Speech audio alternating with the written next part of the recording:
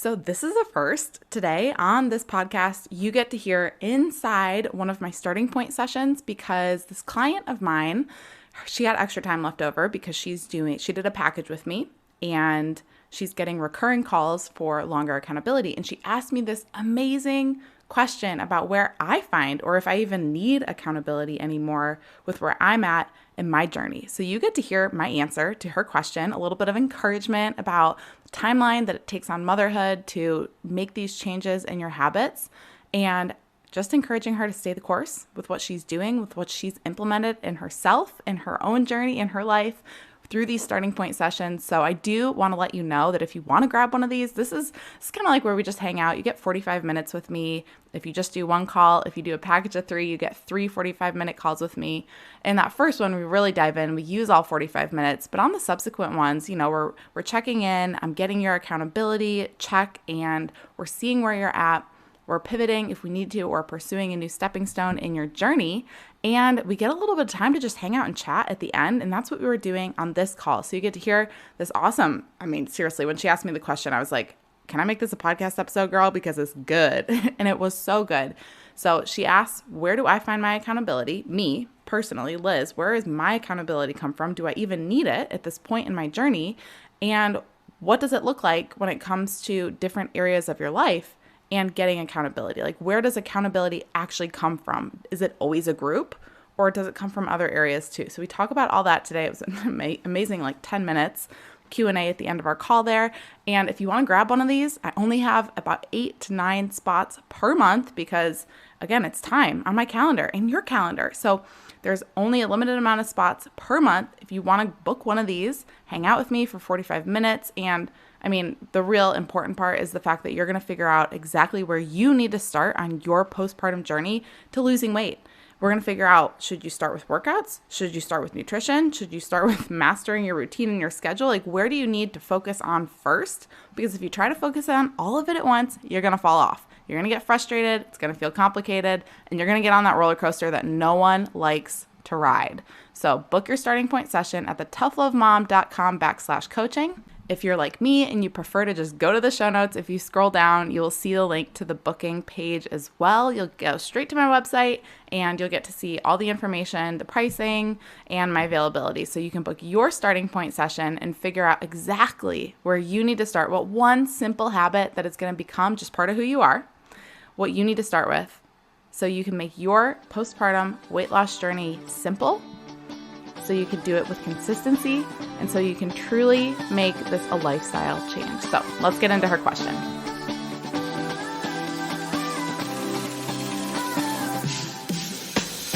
Hey mama, welcome to the Tough Love Mom podcast. I know you're here because you're ready to get consistent and finally lose that weight, and you're not afraid of a little tough love. You know what to do to lose weight, but following through on those things feels impossible. You wish you could just feel like your strong, confident self again and want to be a good example for your little ones, but you get thrown off by mom guilt and the unpredictability of motherhood. It's frustrating. Taking on your journey postpartum is hard, but it's not impossible. Hey, I'm Liz, and I've been where you are. I gained a lot of weight in my pregnancies. 90 pounds and then 60 pounds. I needed to lose that weight to take control of my health and honestly just wanted to feel like myself again. With a sustainable approach to weight loss, simple consistency, and working on my mindset, I lost it all in just over a year both times. And I'm here to help you do the same. I believe that we have an ingrained ability to figure out what we need to do, make it happen, and do it in a way that awes the world. If you're ready to stop falling off the wagon, create solid routine and healthy habits, and finally feel your best inside and out, all while enjoying dino nuggets on your salad, you are in the right place. We're about to transform your journey, my friend. Get pumped up. It is tough love time.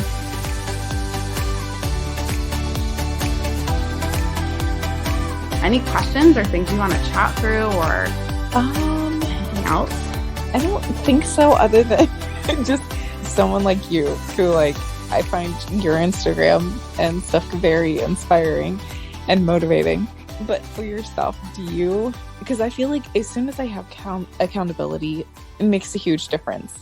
But part of me feels like, well, you shouldn't need accountability forever. Like, why can't you just do it on your own? So for someone like you, do you still have people who you're accountable to? Or do you just become that disciplined that you don't need that anymore? That's a good question. All right. Oh man. So I think the foundational things, what you would call the foundational things, like working out consistently early on, especially right after having kids, there was definitely a level of accountability I needed, whether it was, and honestly, my husband does that for me. It's like, hey, I need to work out like 4 times this week to feel like myself. And there was never a time I like didn't do it 4 times a week. But if I had, I know he would have been like, why are you just sitting on the couch? Have you worked out yet? And he does it in a very loving way, but he would do that if I needed him to. That's nice. And even just like personally, me just telling him what I'm going to do is enough accountability for me to follow through on something. Right. So with the foundational things, like, not over snacking at night or working out consistently or drinking a certain number of water, like certain amount of water, or like the May consistency challenge with walking a mile a day. Those are things that I think the accountability, if I do struggle at all, comes from just knowing I have other people looking to me for that, inspiration or motivation, whatever word you want to use. So on days that it is a little harder, that's a piece of it. I don't have like a person for those foundational things that's accountability. They're more like, I don't know the word for it. They're more internal, but not about me. So it's like a mental thing that goes on in my head. I'm like, well, if I don't work out for like 4 days, people are going to see, like, they're going to notice. Yes. Yes. You have a lot of eyes on you. Yeah. So that's like a small piece of it. And another piece of it is the benefits that come from it are kind of my accountability in themselves. Right. I know, like, my back hurts really bad when I eat a lot of inflammatory foods. My energy levels are horrible and I'm more irritable when I don't work out consistently, and that affects my kids. So that always comes to mind when I'm not feeling like doing certain things. So I guess the accountability for those foundational things isn't really a person anymore or like a go-to. It just kind of becomes how it makes me feel, how it affects myself and other people. And yeah, it's kind of like, okay, how is this me doing this or not going to affect myself and other people? That's what the accountability has come to. And then I still have accountability there's a lot of stuff within my business that I have accountability with other people. Yeah. Finishing the website last month, I needed massive accountability for that, or I would have kept putting it off because it's just something I don't want to do. It's not in my wheelhouse. It doesn't come naturally. So stuff like that. If I'm trying to think, like running, I didn't do a lot until, a few months ago after having kids, and having like an end goal to work towards with some accountability and knowing, hey, I'm going to run this race and people know I put it out there. I told people. So now I have to go do it. That was like crazy. That was accountability. I don't think I want to do that again. Simply verbalizing it to other people, what I want to do. Yes.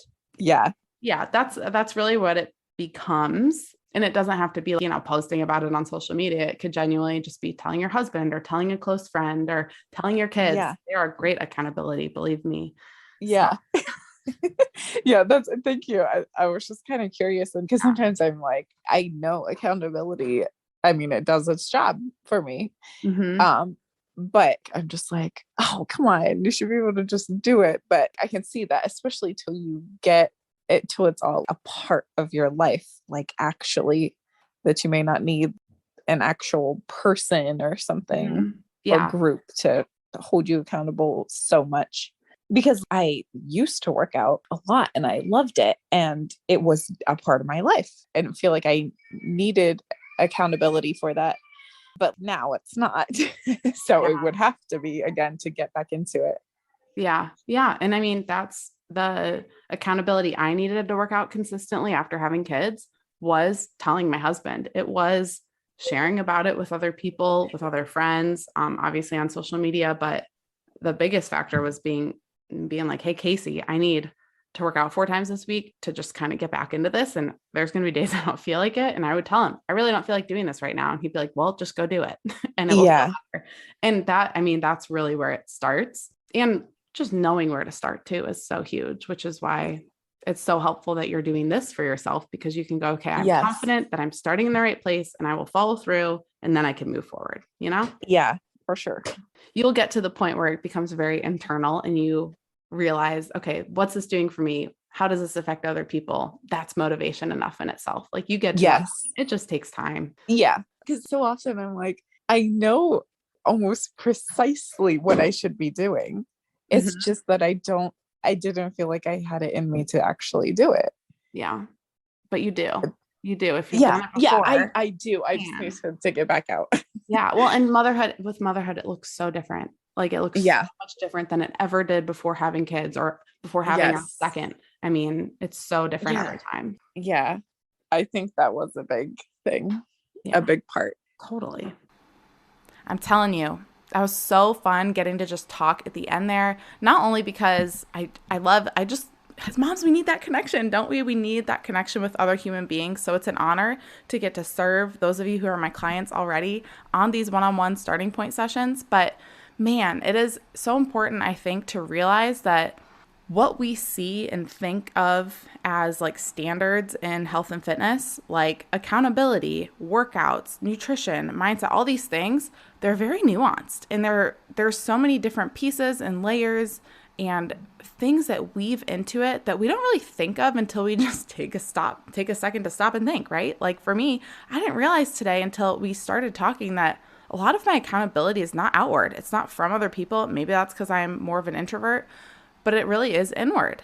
It's an inward motivation. And that happened over time. To be totally honest, that's something that came with consistency. That motivation, that accountability goes from an outward source to an inward source. And that's when you know you truly made it a lifestyle. So I hope this cool, fun, short, sweet to the point Q&A just served you today. It opened your mind. I'd love for you to book your own starting point session so we can hang out like this, so I can answer your questions, but really so we can dig in and figure out what's keeping you stuck, what you need to start with, what one simple habit, what your starting point is. So your journey can be simple, it can be uncomplicated, and you can actually make these changes and these habits true changes and true habits. Like they actually become part of who you are, and they're not just these things you white knuckle and constantly try to do. We are going to make real change, but only if you go through your starting point session, because that's really where we can dig in and learn and figure this out. I do have something exciting coming in a couple months for you where the ball will be more in your court, and you're going to get all of this knowledge and access that I've come to just dig up through all of these starting point sessions I've done with so many moms. So go grab one now so we can just get you started, because I don't want you stuck and frustrated until what I'm talking about comes out. So I want you to make sure that you book one of those at thetoughlovemom.com/coaching, and I'm going to leave it at that. So you have an amazing Monday. Go get after it this week. Before you go, thank you for spending this time with me on the Tough Love Mom podcast. If this episode encouraged you in any way, the number one way you can thank me is to leave a review letting me know how the show has impacted you. Then send this episode to another mom friend, or take a screenshot, post it on social media, and tag me so I can personally thank you for helping me on this journey to impact thousands of moms. I'm so grateful to be on this journey with you, sister. Until next time, get after it.